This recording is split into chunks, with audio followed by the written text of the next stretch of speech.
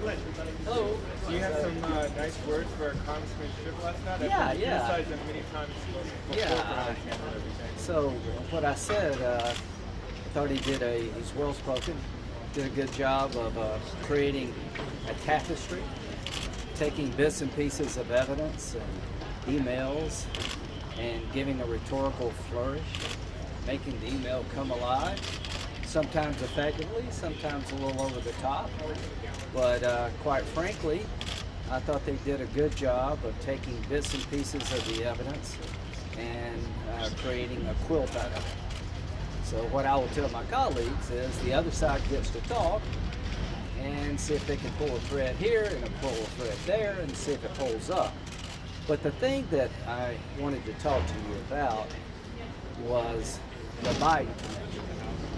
I don't know how many times it was said by the managers that the Biden conflict of interest allegations has been debunked and has been, there's no scintilla of evidence in terms of conflicts of interest and potential wrongdoing. I know a lot about the Trump family and their dealings in Russia. I don't know anything about the Biden connection to the Ukraine. So when the managers tell me this has been looked at and debunked, by who? So that's becoming relevant because they talked about it almost 50 times that the president had no reason to believe that anything improper occurred in the Ukraine with the Bidens, and he was just out to create a political advantage. The question is, will that withstand scrutiny? The point of fact is that nobody, particularly in your business, has done much looking at what happened in the Ukraine with Hunter Biden. You're going to hear more about that, and I'll tell you more tomorrow. So I supported Mueller's ability to investigate the president's campaign and pretty much everything Trump, because I didn't know what they were up to and if they did have any connections with the Russians. 2 years later, I'm good to go. Somebody other than me looked at the Trump campaign. Nobody has looked at what's happened in the Ukraine. So in 2014, Joe Biden's given the Ukraine portfolio by President Trump. It's a notoriously corrupt place.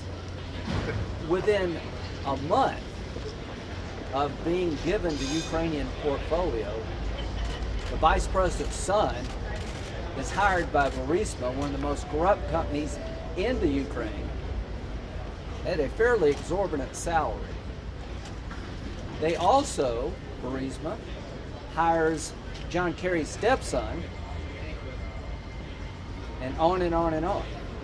The point is that the prosecutor, who I think was corrupt, opened up a case in May of 2014 against Burisma, raided the president's home, Burisma's president's home, in February of 2016, and 7 weeks later, was fired. In 2015, the president of Burisma, Zolcheka, was named by our ambassador as somebody Ukrainian prosecutors should look at for corruption. The person who followed the fired prosecutor dropped the case against Burisma. I don't know. Doesn't pass the smell test to me. Why are you paying Hunter Biden? You can say they're corrupt, but they're not stupid. Does it make sense to hire the son of the guy in charge of the portfolio for the American government? And from the time they raided the president's home, Joe Biden called the president of Ukraine 4 times, got on a plane, and said, if you don't fire this guy, you don't get the $1 billion. I love Joe Biden, but I can tell you if the name was Trump, there'd be a lot of questions asked. So what I want out of all this, I want the public to understand that the claims they're making that there's no there in Biden's, nobody's looked, somebody should, and I've looked, and I've got a lot of questions. Were they buying insurance by hiring Hunter Biden? Because they sure as hell wasn't buying expertise. Can we ask you about Does that mean you want to Yes, hear from the I will. Chuck Schumer today said, it may have planted the first seed in their minds that perhaps the president did something very wrong here. Is that seed planted in your mind or any other Republicans' minds? So let's hear from what the other side says. Did they selectively take testimony of witnesses to tell a story, which I thought was well told? Will it stand up? So they got caught, that's why they released the funds. The problem with cases like this is all of us are involved in this issue. So when they froze funds to the Ukraine, I was convinced by people at the Department of Defense that one of the reasons we want to take a time out is we've got a newly elected president we don't know anything about. I was told that by DOD. Now, as you fast forward, they're making the argument that Donald Trump's temporary freeze of funds caused the Ukrainian army to collapse and people died. Nothing could be further from the truth. They got more aid from the Trump administration, the Obama administration, and when you look at what people were saying on the ground, they had capability they never had before. So on September the 10th or the 11th, I called the White House and said, I'm okay with this guy. I'm going to vote with Durbin at the Appropriations Committee to make sure the aid flows for the rest of 2019. Rob Portman called the same day. It's pretty clear to me that when Rob called and I was going to join forces with Durbin, they were going to lose a vote. Now that's a theory of why the aid was released that I know about that you didn't hear. So the point is, let's see what the other side says. Then we'll make our decision about what the president actually did or didn't do. Now, you asked me about why I laughed, when the president saw the video. If he thought he was doing something wrong, he would probably shut up about it. In October, he's saying somebody needs to be looking at the Bidens. He told me that yesterday. The president believes that what happened in the Ukraine with the Bidens was inappropriate. Now, whether or not that will withstand scrutiny, I don't know. The president believes that the Ukraine interfered in our election. I can tell you without any doubt, it was the Russians who hacked into the DNC. It was not the Ukrainians. I cannot say that there was nobody in the Ukraine that had worked with Manafort that did a number on him. I don't know. All I can tell you is that from the president's point of view, he did nothing wrong in his mind, and end with this thought. If you're in a prior administration, does that mean no one can ever look at you? If you're going to be a potential opponent, does that mean your family can do anything? I don't buy that.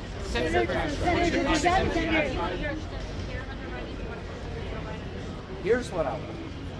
I'm going to make my vote based on the evidence assembled.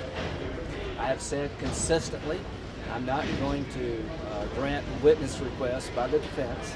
They could have called all of these people if they'd wanted them in the House. They denied the president his day in court, and I'm not going to legitimize that. There are a bunch of people on my side who want to call Joe Biden and Hunter Biden. I want to end this thing sooner rather than later. I don't want to turn it into a circus. I think Schumer said yesterday, we're not willing to trade Joe Biden for anybody. I think I know why. I want the American people to pick the next president, not me. And so what I think is the best thing to happen is to have oversight of Ukrainian potential misconduct and move on to the election. I am not going to use my vote to extend the trial. Senator Graham, Senator Graham. Republicans have said they heard nothing new in the opening argument. Well, I'm not allowed for new information, new evidence. I think they say they've got enough to make their case. So hearing from John Bolton, as National Security Advisor to the President, they chose not to seek him. I would argue that if I were President and you wanted to call my National Security Advisor, I would be probably invoke privilege. But the one thing I can tell you is that we don't want to start a process where you can do impeachment in the House in 48 days, shut legal issues off and dump them into the lap of the Senate and deal out the courts. I'm not going to do that. There'll be precedents after Trump. And I did support a 2-year inquiry into the president. He turned over 1 million documents to the Mueller folks, and his lawyer testified. I guess what I'm saying is I thought that would be the end of this, What they did in the House has been partisan from day one. 48 days, no ability to have a lawyer. Most of the evidence is hearsay. No ability to call witnesses. And now you want me to fix that by destroying privilege. I'm not going to do it.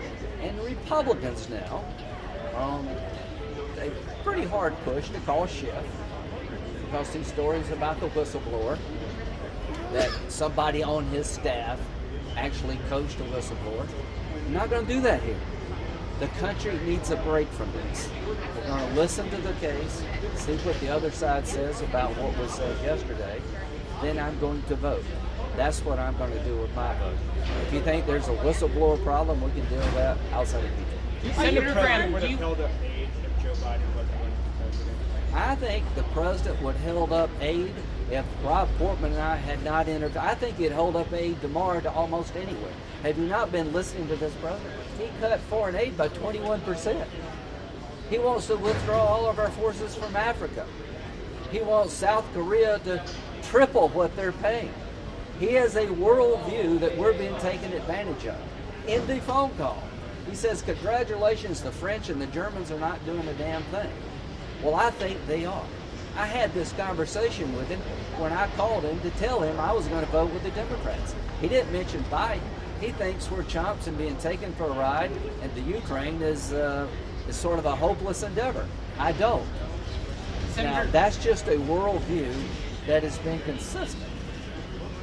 Senator Graham, does it give you pause that Fiona Hill, former National Security Council official, had basically testified that this Ukraine meddling theory that you're exploring is essentially Russian disinformation? And I have the follow-up question. Sure, yeah. So about the Russian misinformation, that's something we should all be concerned about.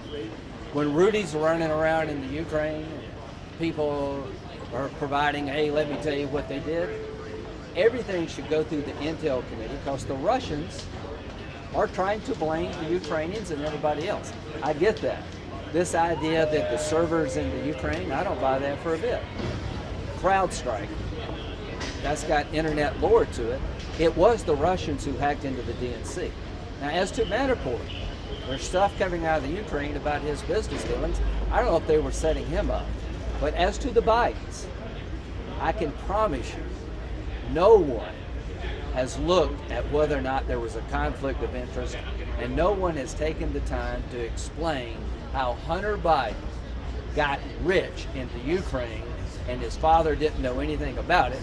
Nobody has looked at whether or not when the prosecutor was fired, the next prosecutor refused, dropped the case on Burisma. Somebody needs to look at it. As much as I like Joe Biden, if it were Lindsey Graham or Mike Pence or Donald Trump, you would be looking. And my follow-up question, I'm sorry, I don't think Joe Biden's corrupt, but I don't think he's beyond being looked at. Here's what I would say. How many members of the body, children, are on foreign boards receiving this kind of money? I mean, if you look at the money they took from Burisma, Kerry's stepson, Hunter Biden, they gave donations to a fund in Delaware on behalf of both.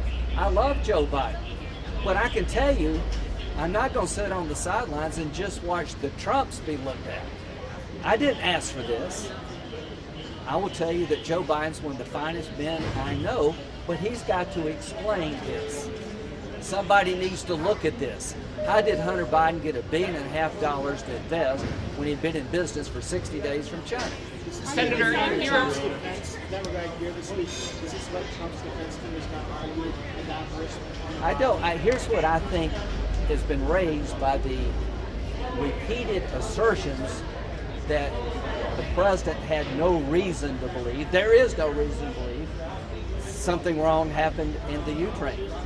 If I had 5 senators on my side, are they trying to get us to call Joe Biden? I said, no, I don't think so. I think they're saying things about the Hunter Biden connection that will stand scrutiny. I don't know why they keep saying over and over, it's been debunked. Just show me where it has. There's no there. Explain all this that I've just told you. These are facts. I'm not making it up. If President Trump, President Trump is so concerned about corruption, why is he trying to weaken the Foreign Corrupt Practices Act?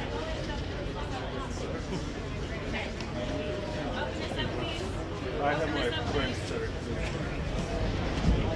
I just want to. I started. You want to start? I would just start by saying that what we're hearing the Senate Republicans say is there's nothing to see here. There's nothing to do here. That's after a day of testimony when we heard about the most profound abuse of power alleged in our lifetimes by a president of the United States. That's in